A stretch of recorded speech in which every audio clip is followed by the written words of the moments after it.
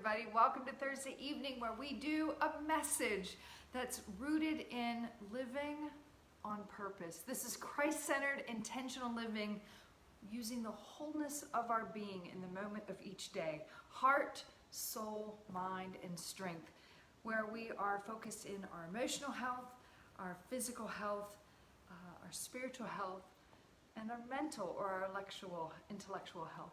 So good evening to all of you who are joining me. I've been traveling around a little bit for some vacation downtime. As some of you know, I recently moved, and if you're still hearing an echo, I'm still trying to get everything unpacked and kind of set up so the hollowness of my home is a little bit echoing, for me anyway, if you will, and I'm sure probably for you too a little bit. But I had some great rest and relaxation, and I think it's good when we're able to kind of pause for a little bit and take in everything that's going on in the day and in the season. Even if it's just a staycation, that we can just take some downtime, even if it's just a few hours, to kind of unplug and breathe a little bit without the responsibilities that we have in life.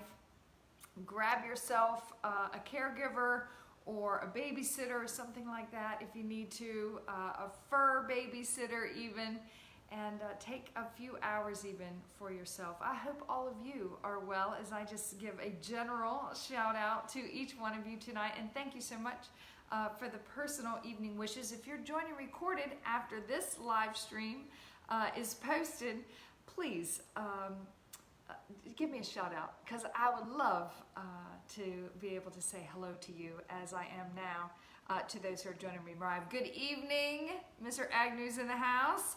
Robbie, great to see you as well. David and Pat, always good to see you all. Bill's here, I saw that as well, and I'm just going to scroll through real quick and see who else I may have missed. Oh, and Susan, you're here too. Great to see you, darling. I love you so much. So we've been kind of going through the Gospels at a very leisurely pace so that we can look at the life of Jesus and see how we can take some of the actions, experiences that he had, and see how they can apply to our life as we live, walking out a life fully devoted in following Christ, living on purpose. And I am landing now in the scripture verses in John chapter 2. They start verses 13 through 17. I'm going to read those to you now, and then I'll also drop a link in the comments once this live stream goes recorded. And you can take a look not only at these verses that I'm going to read tonight, but take a look at all of John chapter 2. We've already gone through half of it within the last few weeks. I'm basically taking Matthew, Mark, Luke, and John. Those are the first 4 books of the Gospels, and I'm kind of pasting them together in chronological order, loosely, and we're going through the life of Jesus. And so we are now headed over to Jerusalem during the time of Passover. So Jesus had just at some point prior been staying at Simon Peter's house. He had healed Simon Peter's mother-in-law, and some of the disciples were there, and Jesus healed many people there who came to Simon Peter's house after sundown on a Sabbath and said, "Hey, we saw what you did today over at the synagogue in taking this spirit and casting it out and commanding it to leave this man. And we also, word got around pretty quickly that you healed Simon Peter's mother-in-law. So we're just bringing everybody in the community over because we all have illnesses and sickness, and we want healed too." And that next morning, as Jesus is having some private time, the disciples are out looking for him. They're like, "Hey, where you at? Like, we got a lot of work to do here. You know, word's getting out." And he said, "We need to move along because I'm to preach and teach in other areas as well."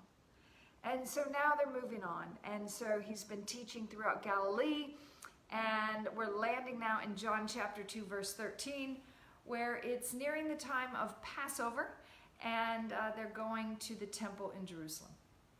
Starting in verse 13, it says, "When it was almost time for Jewish Passover, Jesus went up to Jerusalem. In the temple courts, he found people selling cattle, sheep, and doves, and others sitting at tables exchanging money. So he made a whip out of cords and drove all of them from the temple courts, both sheep and cattle. He scattered the coins of the money changers and overturned their tables. To those who sold doves, he said, 'Get these out of here. Stop turning my Father's house into a market.' And his disciples remembered that it is written," and this is written over in Psalm 69, I believe, "Zeal for your house will consume me."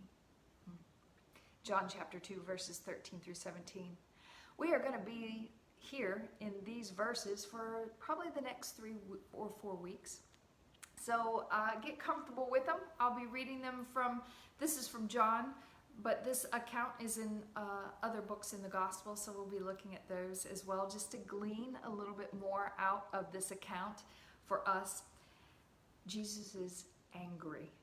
And I think it's important that as we talk about Jesus being angry in this moment, to give some context of what was going on at the time. So I want to lay that foundation a little bit tonight, and then just kind of skim over the anger. We'll be talking about it from 4 different facets, including tonight and the next 3 weeks. So there's a lot to uncover here in these chapters, in these verses, I mean.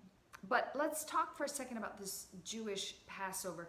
It says, when it was almost time for the Jewish Passover, Jesus went up to Jerusalem. That's what most Jews did, is just before Passover, sometimes a week or so before, they would begin this pilgrimage from wherever they were to the temple in Jerusalem.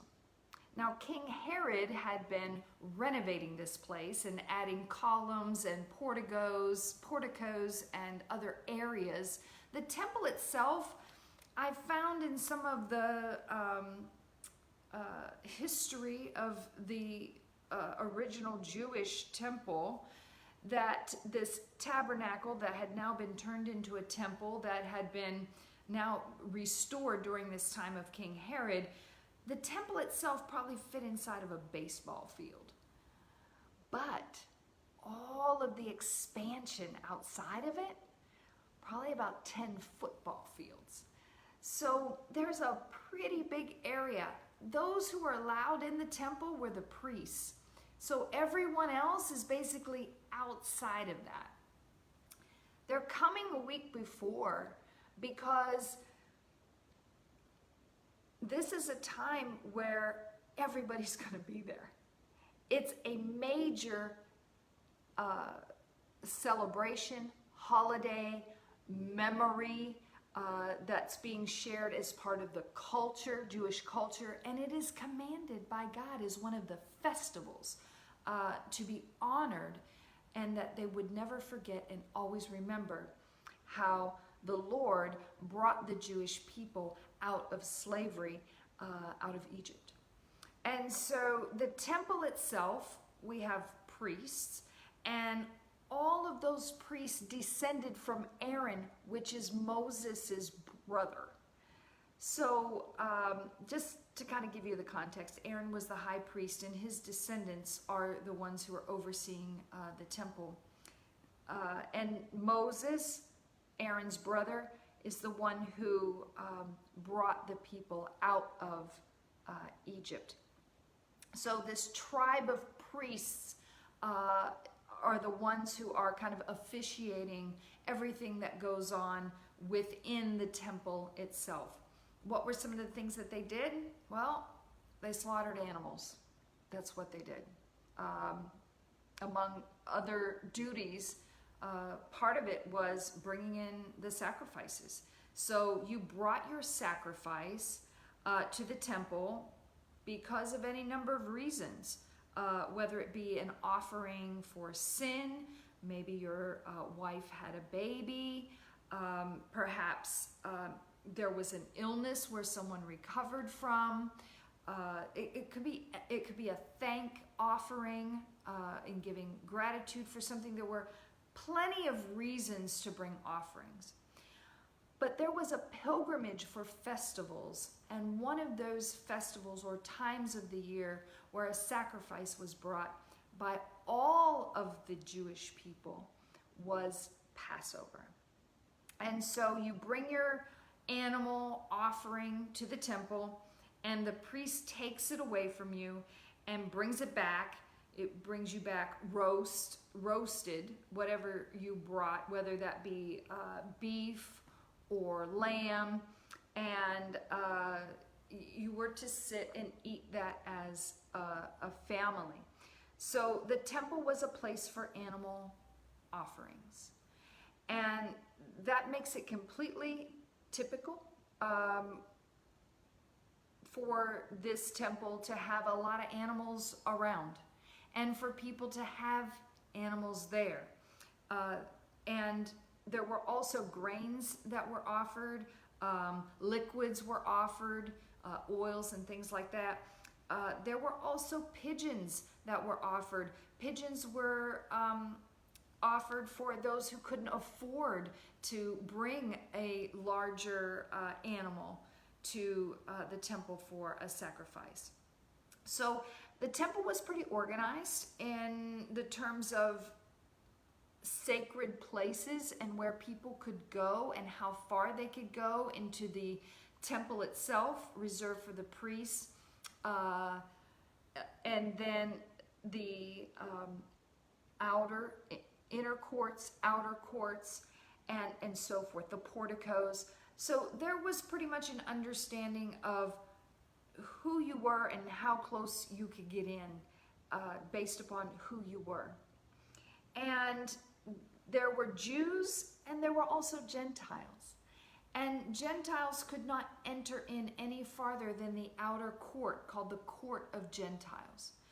And they basically would hopefully be able to pass along their offering, that it would go into the temple to be sacrificed. So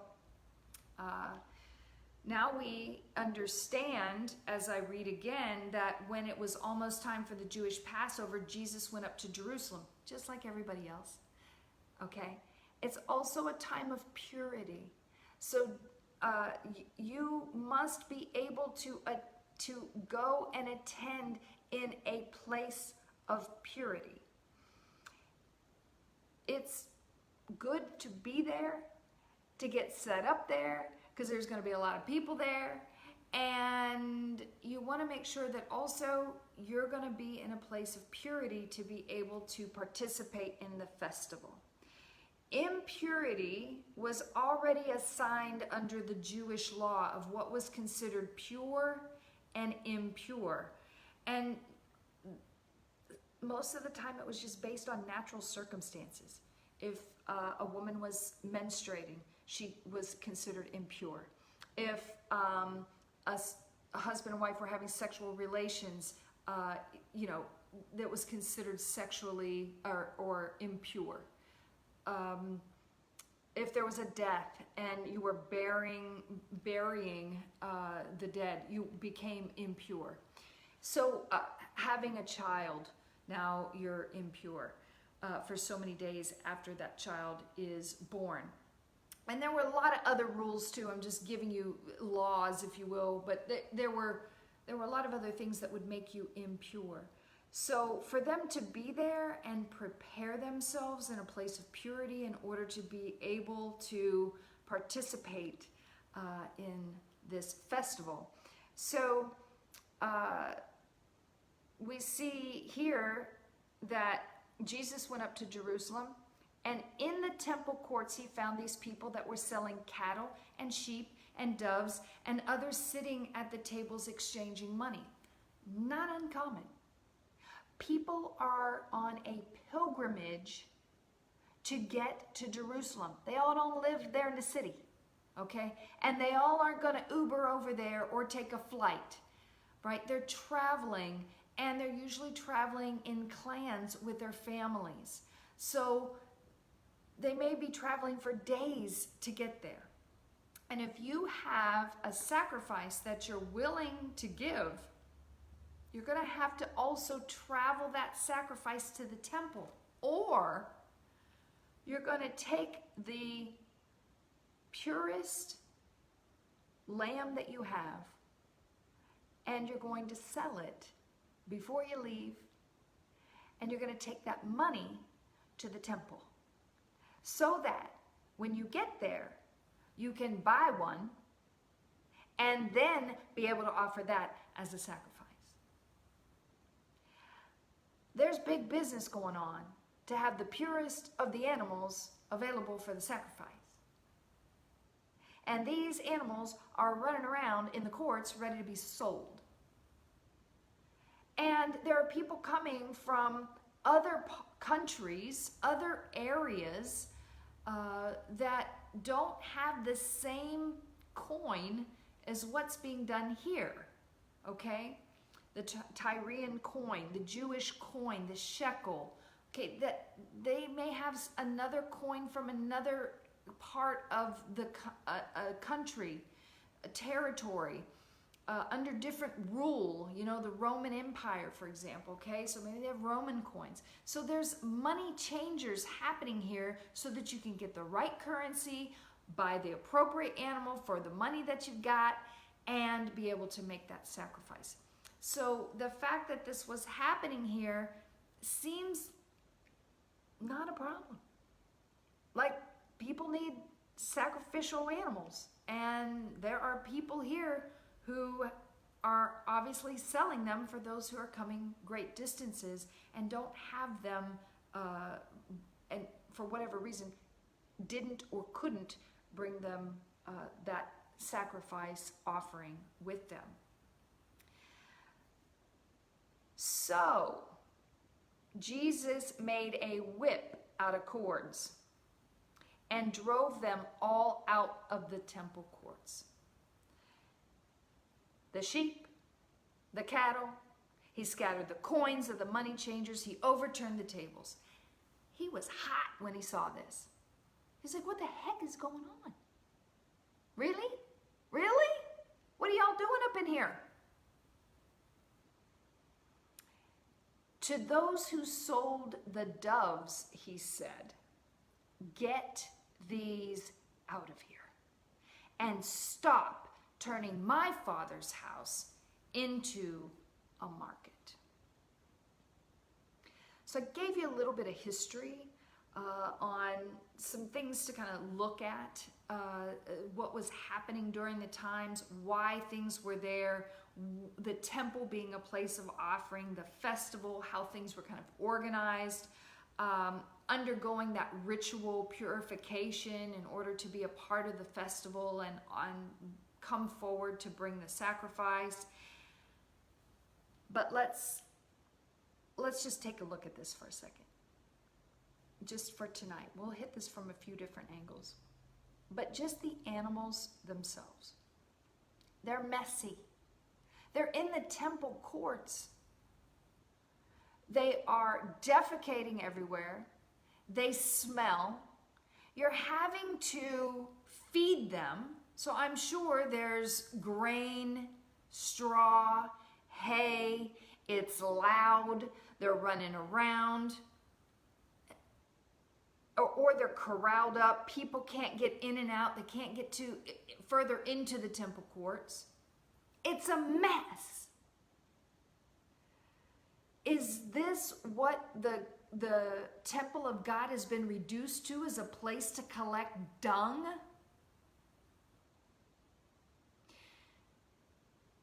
That's one angle. The other angle is this. Jesus saw what was happening here. He got it. He's 33 years old, between 30 and 33 years old at this point. He's been to the temple every year. He understands this festival. He's seen this going on, but now all of a sudden, empowered by the Holy Spirit, he goes and now he sees this with a different set of eyes.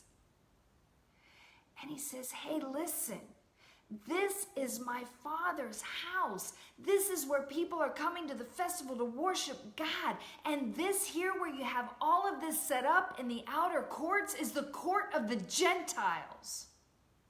Now, I know you Jews may not be all cracked up thinking about the Gentiles. They're a lesser people and all, because they're not part of your bloodline. That's who I came to save.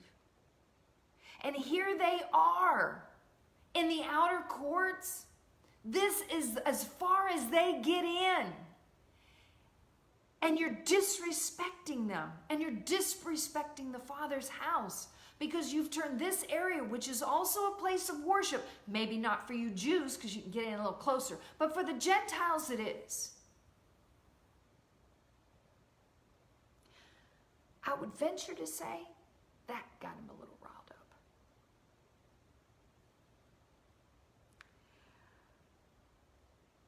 I don't care how much you are there to convert currency or provide purified, pure lambs, cattle, doves. Jesus saw that in the midst of what was happening to fulfill the law, that it created almost a circus and a hurdle for those who weren't Jews but wanted to come in order to honor God at the temple. I want to ask you this question tonight. And this question is for those of you who go to church. Are you concerned about the hurdles that people who don't know Jesus have to jump over in order to get into your church? Does it anger you? Have you ever looked at it from the eye of the first time visit? Maybe you've been going to your church for years. And maybe it's your first time going back to church after being out for a while due to COVID. But can you walk into your church with an understanding of what it's like to go for the first time? How many hurdles, unbeknownst to you, are you creating for your first time guest? Do you have the inner lingo going on? Does everybody know what sacrifice is for what, right? Where everybody's supposed to sit? No, they don't know. They just know they can only get this far. And you got to pray in the middle of this? Is there enough signage where you are? Is there enough respect? Or do they have to plow into the back 40 because it's just where they are? How much do they have to trip over to get there? How many people do they have to trip over to get there? I encourage you, if you have not been back to church yet, go. If you've never been to church, you've had enough time to see online what churches look like. They've been all over social media and YouTube. You could have checked into any church you wanted to, and you still can. But look at it not only from the physical standpoint, but also from the social media standpoint. If I was looking in online at your church for the first time, would I feel welcome? Would I have an understanding of what's going on? Someone this past week sent me a link to a church for me to look at as a first-time guest. And it was an online Facebook, or I'm sorry, not Facebook, it was YouTube live stream that I saw recorded. My heart sank. Shame on us that we create church that has so much that we are pontificating, based upon our own personal positions, that we lose sight of who Jesus is and what his heart was for the lost. That it never came from a place of judgment and division, but it was all about unity and respect and loving people right where they were. How can we come alongside and support others into a relationship with Jesus Christ when we need to clean up our own mess? So, I implore you, if you are going to a church and you're regular, you're a member, whatever you are, you're committed to going there, you tithe there, serve there, invested there in whatever way that looks like, it's your home church. When you go again, whether it be online or in person, I hope that it would be in person. Look at it from the eyes in which Jesus did at the temple courts. And if you haven't been to a church yet, take a look at the churches from the outside in. And you can do that right here in a safe space on social media. And if you found a church where you're like, you know what, I think I might want to check this out, then go. Guess what? There are a lot of people there who haven't been there for a while. So it's not like you're going to stand out in any way, shape, or form. And if they do and they say, oh, hey, are you new here? Is this your first time? Say, yeah, I'm just coming to check it out. I've been watching online. That's it. Do whatever you can, folks. If we're living on purpose, our purpose is to create a space in life and time and moment for people to understand and know Jesus. And if we're not, who is? We've been called to be the hands and feet. May we not get so wrapped up in the law of whatever we're doing in our own church that we forget what we're really there to do, which is to love God and love others. And I hope that you guys would be able to engage in your church in a way that's healthy and promotes an open door for everyone to be able to come and hear the message of Jesus. Love God, love others, and love yourself. Good night.